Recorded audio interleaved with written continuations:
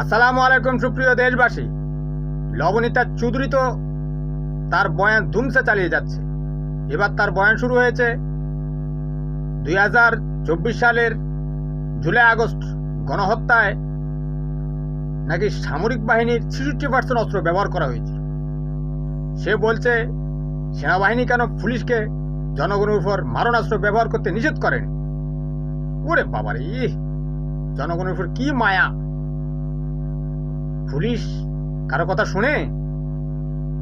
এই পুলিশ হেফাজতের উপর অস্ত্র ব্যবহার করেনি, এই পুলিশ বিএনপি জামাতের উপর অস্ত্র ব্যবহার করেনি।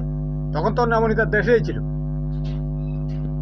আপনারা দেখেননি আওয়ামী কর্নেল তারেক সাইদ শীতলক্ষায় মানুষের পেটে সিমেন্টের ব্যাগ বেঁধে ডুবিয়ে দিয়েছিল? আওয়ামী লীগ ফেরেশতা হলে আওয়ামী লীগই হয়। এরা শেখ মুজিব কা বাচ্চা, কাবি নেই আচ্ছা।